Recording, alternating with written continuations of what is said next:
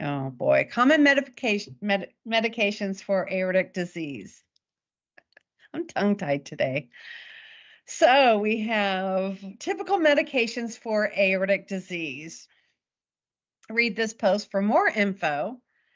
This is another phenomenal interview with Dr. Kristen Watson. She's a PharmD pharmacologist, and she's so good. She just has every answer to every question you have about any medication. And I do believe she specializes in cardiology, I think, if I remember correctly. So again, it's Aortic Disease Awareness Month, and today we want to share with you a wonderful presentation by Dr. Kristen Watson and remind you that you can view our most recent interview from September 3rd by going to the AHTV YouTube channel by clicking that link and click on the attachment below to view her easy to understand presentation on common medications for aortic disease. This includes many, if not all, of the various medications that community members are prescribed, as well as potential side effects. She really discusses the side effects, thoroughly. So she's just such a wealth of information. Yeah, I enjoyed that one very much as well. She's been on several times, Aortic Hope interviews. She's good. Dr. Watson? Yeah. Yeah, she's one of my favorites. She's so cute. She's so cute.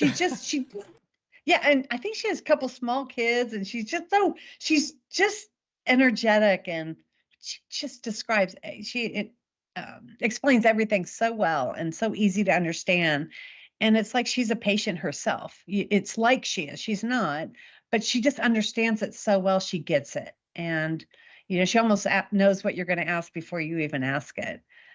Yeah, I like her. She's fun. That's a good one to tune into also.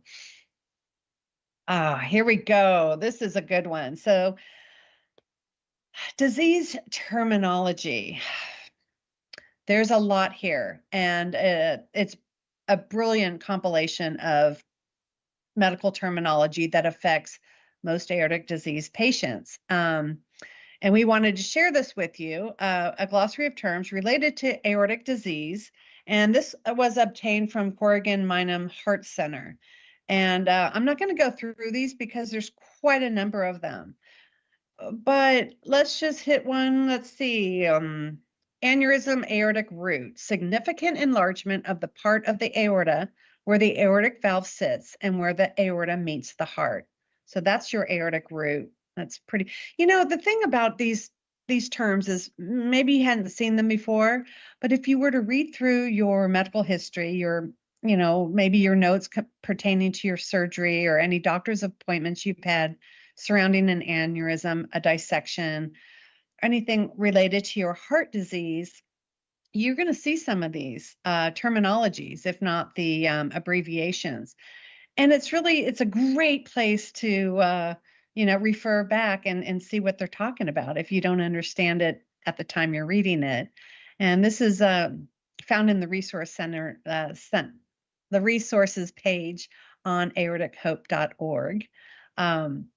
And it's always good to know these words, terminology. So, you have a little street cred going into your doctor's appointment, and they know that you know what you're talking about. So it's a good stuff to read. It's really, there's so many of them.